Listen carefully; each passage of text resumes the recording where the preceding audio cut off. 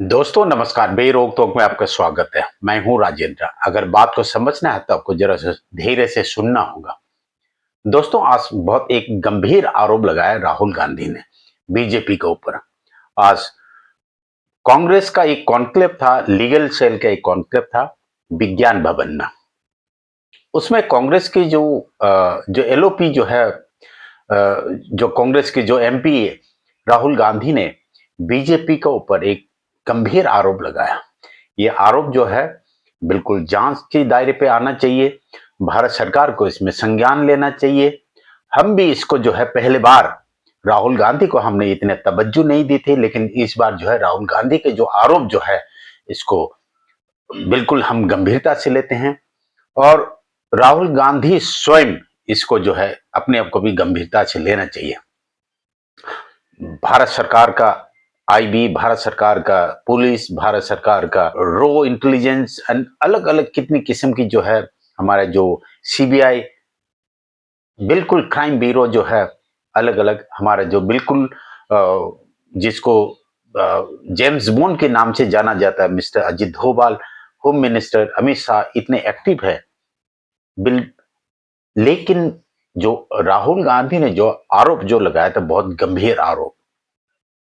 भूतपूर्व स्वर्गीय मंत्री अरुण जेटली जो डिफेंस मिनिस्टर रहा है और फाइनेंस मिनिस्टर रहा है।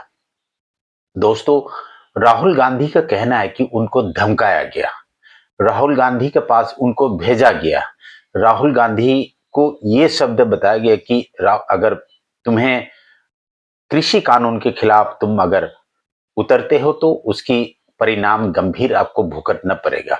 ये राहुल गांधी ने आज विज्ञान भवन में उनका एक लीगल सेल का जो कॉन्क्लेव जो था उसमें राहुल गांधी ने बताया।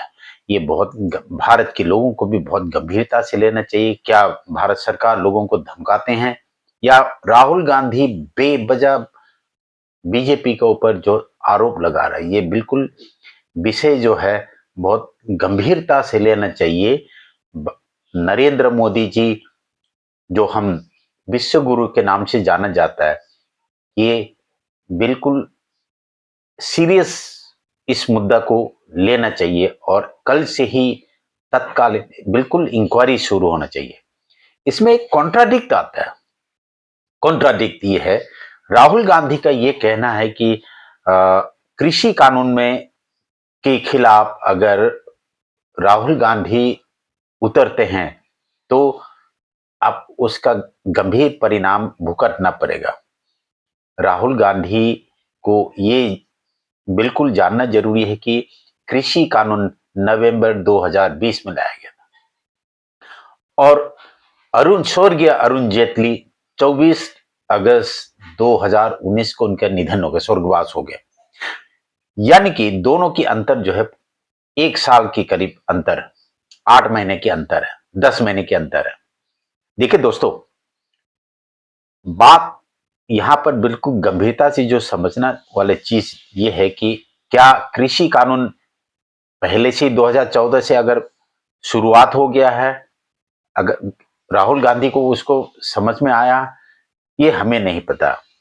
हाँ, ये जरूर है कि दिसंबर 2014 में तत्कालीन भारत सरकार एक कानून लेकर के, भूमि अधिग्रहण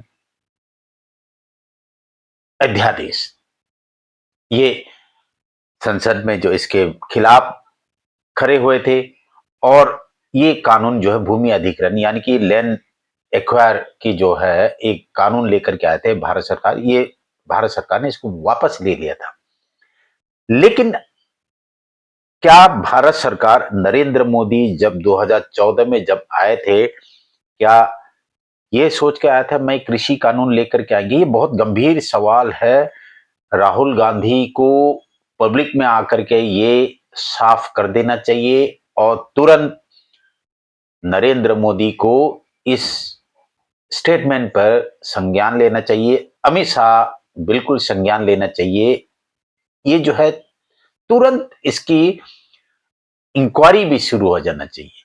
लेकिन अभी तक कोई बीजेपी की तरफ से कोई प्रतिक्रिया नहीं आया, ना कांग्रेस की तरफ से आया। लेकिन जवाब तो देना पड़ेगा राहुल गांधी को और भारत सरकार को जवाब देना पड़ेगा।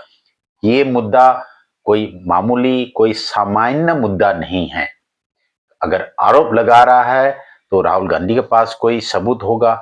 अगर आरोप सही सिद्ध होता है, भारत सरकार को जवाब देना पड़ेगा। या भारत सरकार लोगों को धमकाते हैं, या नरेंद्र मोदी लोगों को धमकाते हैं, या अमित शाह लोगों को धमकाते हैं। अरुण जेटली का क्या रोल था? देखिए, ऐसे कोई मामूली आदमी के घर तो नहीं होंगे।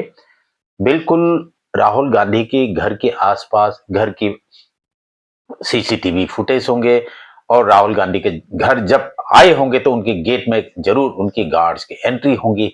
ये जरूर पब्लिक होना चाहिए। पब्लिक यानी कि सब लोगों को, भारत की जनता को जानना आवश्यक है, क्योंकि इन फ्यूचर यानी कि भविष्य में अगर ऐसे कोई घटना घटते हैं तो बिल्कुल सीरियस मुद्दा है।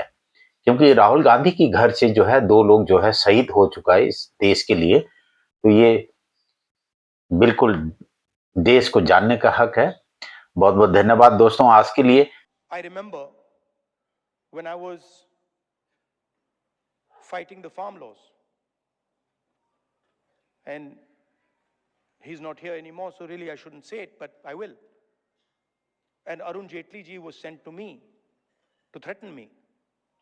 And he said, you know, if you carry on down this path, opposing the government, fighting us on the farm laws, we will have to act against you. I looked at him and said, I don't think you know who you're talking to.